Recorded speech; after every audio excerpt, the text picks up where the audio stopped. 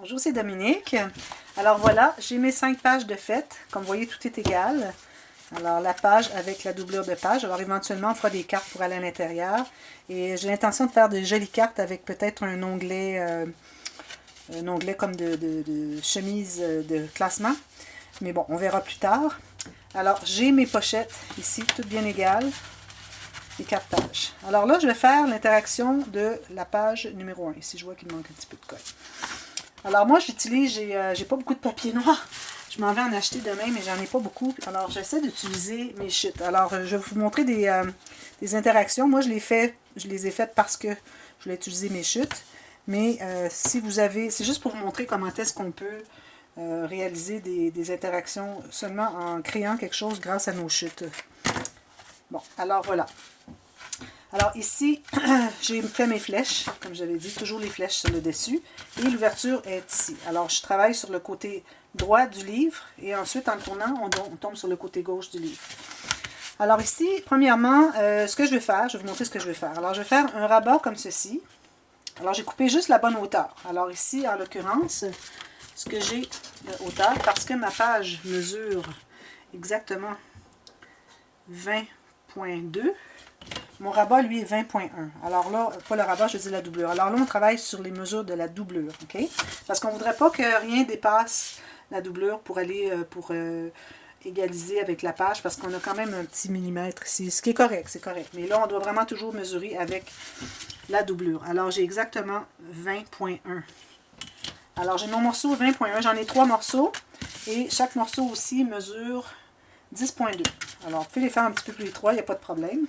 Alors, ce que je vais faire, c'est que je vais faire deux cartes qui flippent comme ceci.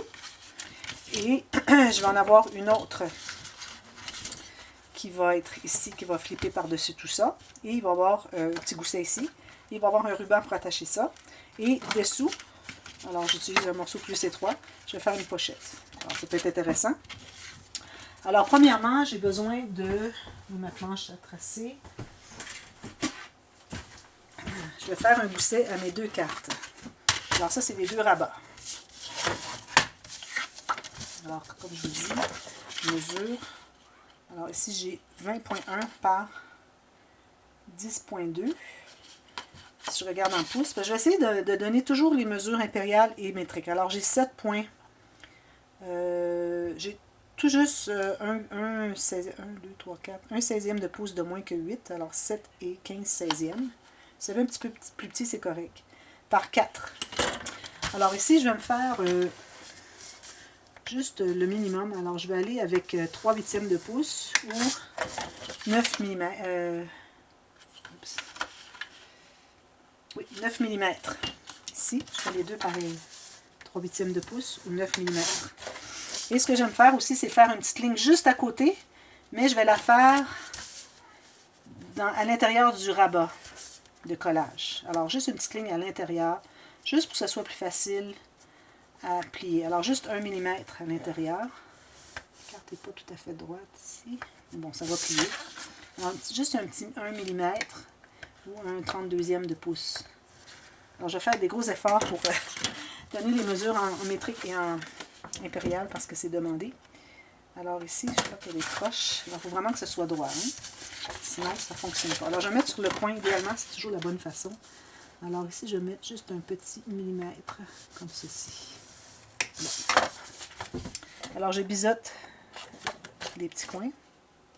Seulement, on ne biseaute jamais dans le... coupe jamais dans le gousset. Alors, c'est fait un gousset d'1 mm. Même chose avec celui-ci. Je biseaute l'extérieur. Lui aussi n'est pas droit.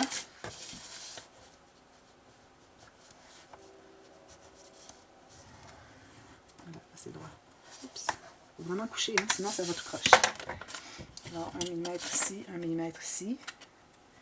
Et moi, j'ai décidé que j'arrondissais mes coins, mais bon, il faut faire ça plus tard si vous voulez. Moi, je le fais tout de suite parce que ça va se détériorer de toute façon. Au fur et à mesure où on travaille, on voit que les coins s'abîment. Bon, alors là, j'ai ça. Et puis, l'autre carte, la 3e, alors je vais faire la même chose, c'est-à-dire à 3 huitièmes ou 9 mm. Et j'en fais une autre à Alors là, je vais me donner quand même une bonne largeur, pour que ça soit droit. Hein? Ça, c'est pas tout à fait droit. Alors ici, je me suis ajouté un gousset de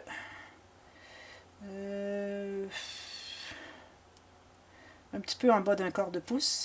Et en millimètres, j'ai 5 mm. Ici aussi, je vais biseauter les petits coins, jamais le gousset. Et je vais arrondir mes coins. Bon, alors là, je suis prête. Alors maintenant, aussitôt qu'on a fait nos interactions, on doit toujours se dire, bon, qu'est-ce que ça va être comme fermoir? Parce qu'on doit se fermer soit des aimants, mais bon, là, je vais me chercher des aimants demain. Je vais magasiner demain, ça va faire du bien. Alors, je suis à court d'aimants. Alors, moi, j'ai décidé que je mettais un petit ruban. Alors, je vais mettre un ruban brun. Alors, je me suis apporté un assortiment de rubans qui coordonne avec un instant.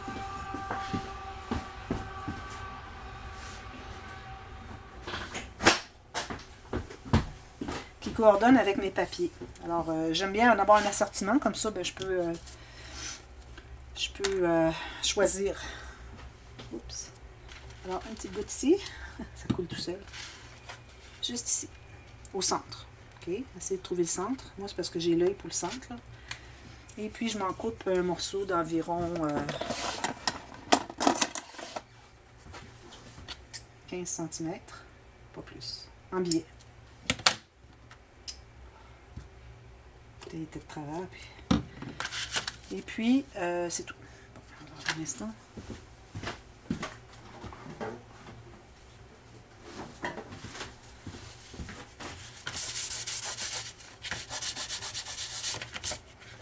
Lui, il est ici. Alors, avant de coller nos papiers, on doit toujours coller notre ruban si on a l'intention de mettre un ruban comme fermoir. Alors là, je vais pouvoir maintenant attacher mes deux rabats.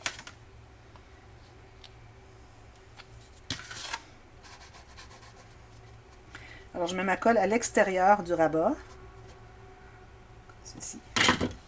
Jusqu'au bout. Je vais même passer comme ça, c'est mieux, hein, parce que ça ne va pas faire des grandes étendues qui vont déborder. Ça égalise le tout. Mais assurez-vous de bien enlever la colle après vos doigts avant de continuer de travailler, parce que là, vous allez faire des traces de colle, puis c'est vraiment pas l'idéal.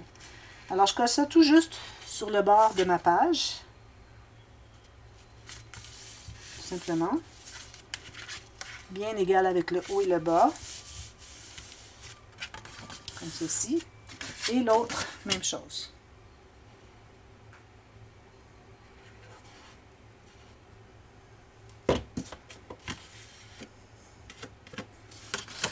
Et l'autre, je vais le laisser, je vais le coller exactement là où est-ce que j'ai le rabat de l'autre avant.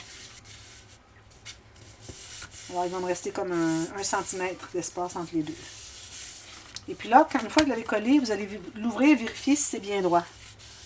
Parce que si c'est pas droit, il faut vraiment l'ajuster.